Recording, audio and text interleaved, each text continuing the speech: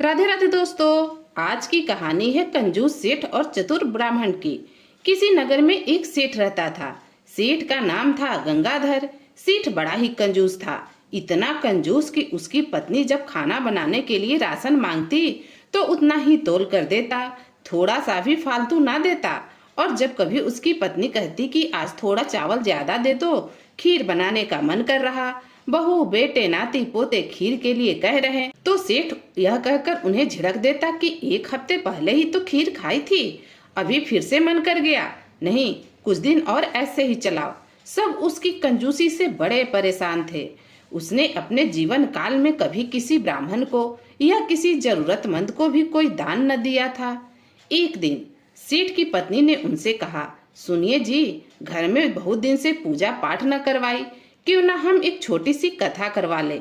आप कल पंडित जी को बुलाकर ले आइए। एक छोटी सी कथा हो जाएगी तो घर में भगवान का नाम भी ले लिया जाएगा।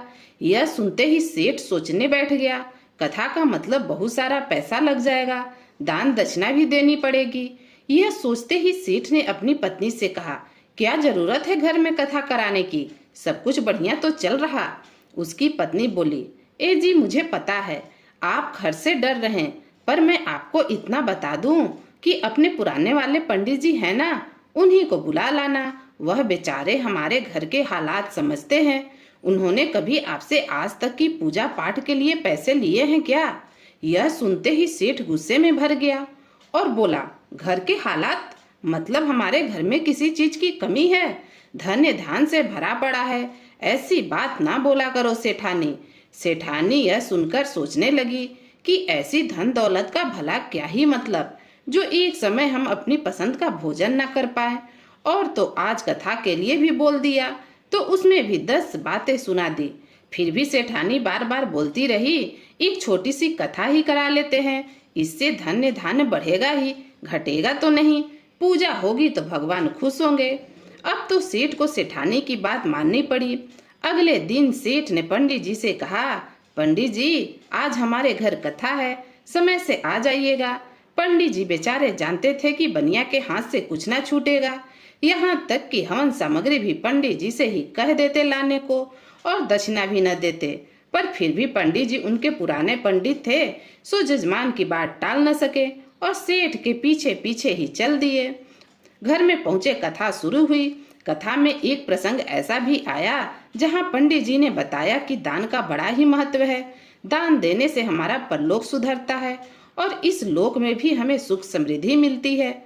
यह सुनकर सेठ ने कथा के बाद पंडित जी से पूछा, पंडित जी, क्या दान देना जरूरी है? तो पंडित जी ने कहा, जैसे मनुष्य के लिए पेट में खाना खाना जरूरी है, ऐसे ही परलोक सुधारने के लिए दान दक्षिणा देना भी जरूरी है। यह सुनकर सेठ बोला, पंडित जी, मैं आपसे एक बात कहना चाहता हूँ, आप मेरी बात जरा ध्यान से सुनिए। मैं तो दान देना चाहता हूँ, पर जब मैं देखता हूँ कि यह चीज तो मेरे उपयोग की है तो मेरा मन बदल जाता है। आप तो जानते ही हैं, मैं थोड़ा सा कंजूस स्वभाव का हूँ। बनिया ने खीसे निपोड़ते हुए कहा, पंडित जी तो भली बात ही जानते थे, उन्हें बताने की क्या जरूरत थी?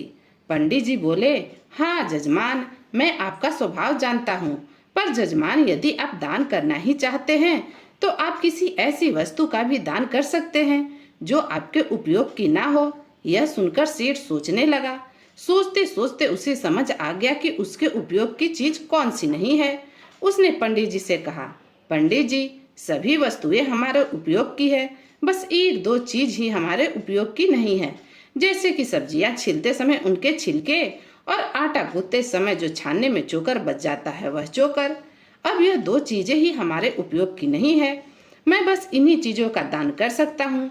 यह सुन पंडित जी बोले, ठीक है जजमान, आप इन्हीं का दान कर दीजिए। सेठ बोला, तो पंडित जी, यह दान मैं आपको ही कर दिया करूँगा, आप तो हमारे पुराने पंडित हैं। पंडित जी बोले, ठीक है सेठ जी, मैं रोजाना आपके घर के सामने से गुजरता तो हूँ ही, आप अपनी गृह लक्ष्मी से कह दीजिए, वह मुझे रोजाना छिलके दे दिया करेगी। अब सेठ इस बात के लिए बिल्कुल तैयार हो गया, न धेला देना पड़ा न दमड़ी, और दान भी हो जाएगा। और सबसे अच्छी बात तो यह कि पंडित जी खुद ही आकर छिलके ले जाया करेंगे, किसी को भेजना पड़ता तो मोटर गाड़ी का खर्चा हो जाता सो अलग। अब रोजाना पंडित जी सेठ के घर से जाएं और छिलके दान में लेकर आ जाएं। अब पंडित जी का तो इसमें भी फायदा, क्योंकि पंडित जी ने एक गाय पाल रखी थी। वह छिलका और चोकर अपनी गाय को खिला देते। गाय भी हरे हरे छिलके खाकर खूब दूध देती। अब एक दिन क्या हुआ कि पंडित जी छिलके लेने जैसे ही सेठ के घर गए, उसी समय उन्होंने सुना कि सेठानी अपनी बहू को डांट रही है और बोल रही है, अरे बहू, तू बड़ी निकम्मी हो गई है। बिल्ली रोजाना दूध पी जाती है और तेरा ध्यान पता नहीं कहाँ रहता है। तू एक बिल्ली का ध्यान नहीं रख सकती। अब जब बहू ने यह सुना तो बहू बेचारी चुप हो गई। असल में बात यह थी कि एक बिल्ली सेठ के घर में रोजाना दूध पी जाती और जिससे परेशान होकर सास बहू को डांट रही थी। बेचारी बहू सास की डांट खाकर खाना बना ही रही थी कि तभी उसने देखा कि बिल्ली चुपके चुपके घर में फिर से घुसने की कोशिश कर रही। बहू को तो गुस्सा था ही, सो लकड़ी का पाटा जिस पर वह बैठकर खाना बना रही थी, बिल्ली पर दे मारा। बिल्ली में जैसे ही पाटा लगा, बिल्ली तो चारों खाने चित गिर पड़ी। पंडित जी भी उसी समय छिलके लेने आ पहुंचे। घर में कदम रखते ही उन्होंने देखा कि बहू ने बिल्ली को मार दिया। वह जोर से बोले, अरे रे रे, राम राम राम, यह तो घोर अनर्थ हो गया। बिल्ली को मारने का तो बड़ा ही दोष लगता है। यह सुनते ही सास लगी अपनी बहू को डांटने। अरे कलमुही, घर बैठे बैठाए अपने सिर पर पाप ले लिया। अब उनकी आवाज सुनकर सेठ जी भी दौड़ते हुए आए और सारी स्थिति जानी। पंडित जी से बोले, पंडित जी, क्या सच में बिल्ली मारने का पाप लगता है? पंडित जी बोले, हाँ जजमान, बिल्ली का पाप तो 7 जन्मों तक न उतरता। इसका तो प्रायश्चित करना ही पड़ेगा। अब सेठ जी ने जब यह बात सुनी तो पूछने लगे कि क्या प्रायश्चित करना होगा? जजमान, इसके लिए आपको मेरे साथ मेरे घर चलना होगा। वहाँ मेरे पोथी पत्रे रखे हैं, उन्हें देखकर मैं बताऊंगा। अब सेठ और पंडित दोनों पंडित जी के घर पहुंच गए। पंडित जी ने अपने पोथी के पत्रे इधर उधर पलटे और देखकर कहा कि सेठ जी, इसके लिए आपको दान देना पड़ेगा, वह भी भारी मात्रा में। तभी इसका पाप कट सकता है, नहीं तो पूरे परिवार पर इसका प्रकोप हो जाएगा। अब सेठ बेचारे दान की बात सुनकर तो उनके सीने में दर्द ही होने लगा। वह पंडित जी से बोले, पंडित जी, जरा बताइए तो क्या क्या दान में देना पड़ेगा? पंडित जी ने बताना शुरू किया। 10 मन अनाज, 10 मन धान, 10 मन खांड और प्रचुर मात्रा में सारे सूखे मेवे, वस्त्र और फल। अंत में बताया कि बिल्ली के बराबर वजन की सोने की बिल्ली भी देनी पड़ेगी। अब तो सेठ जी का ऊपर का दम ऊपर और नीचे का दम नीचे रह गया। बेचारे हाथ जोड़कर गिड़गिड़ाने लगे, पंडित जी, कुछ दान तो कम कर दीजिए, इतना तो मैं नहीं दे पाऊंगा। जजमान, जब पाप हुआ है तो दान देना ही पड़ेगा, नहीं तो इसका प्रकोप पूरे परिवार को भोगना पड़ेगा। यह सुन सेठ बोला, ठीक है पंडित जी, आप ही हमारे पंडित हो तो किसी और को क्यों देना, फिर यह दान हम आप ही को देंगे। पंडित जी, क्या ऐसा हो सकता है कि मैं एक दिन बाद दान दे दूं? नहीं नहीं जजमान, दान तो आज ही देना पड़ेगा। जब तक दान न दोगे बिल्ली की मृत्यु देह घर में पड़ी रहेगी, उठा नहीं सकते बिना दान दिए। अब तो बेचारा सेठ परेशान हो गया, अब तो उसे दान देना ही पड़ेगा। वह पंडित जी को अपने साथ लेकर घर की तरफ चल दिया और सारी सामग्री तुलवाकर पंडित जी को दान कर दी।